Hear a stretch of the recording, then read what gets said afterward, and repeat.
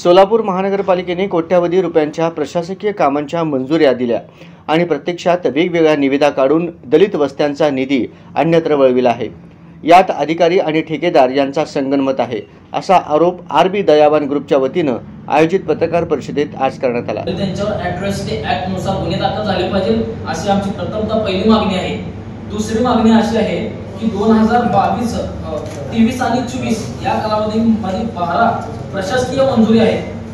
यामध्ये बघितलं गेलं तर 22-23 ला 8 कोटी 38 लाख रुपये आहेत, परत 23-24 ला आहेत 3 कोटी 23 हजार रुपये आणि 23 ते 24 म्हणजे ह्या 1 वर्षाच्या कालावधीमध्ये कमीत कमी 1 कोटी 2 कोटी 9 कोटी परत 2 कोटी 20 कोटी रुपये किंवा 1.5 कोटी रुपये आणि डॉक्टर बाबासाहेब आंबेडकरांचे 60 लाख रुपये म्हणजे कमीत कमी एकाच निवेदनाचे एकाच प्रशासकीय एकाच एरियाचे 2-3 निविदा घेण्यात आलेले आहेत।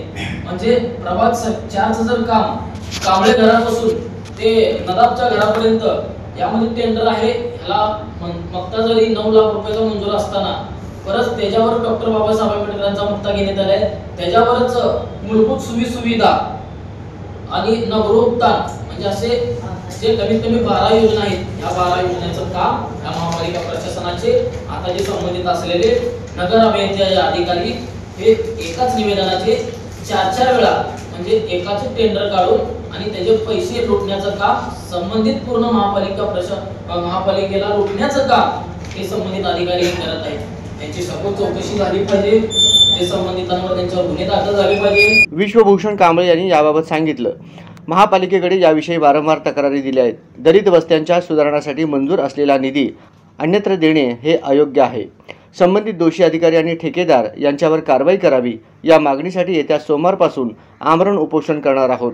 पत्रकार परिषदेवेळी रिहान नदाब, दादा सरबते, वैभव शिंदे, कांताबाई बनसोडे आदी उपस्थित होते।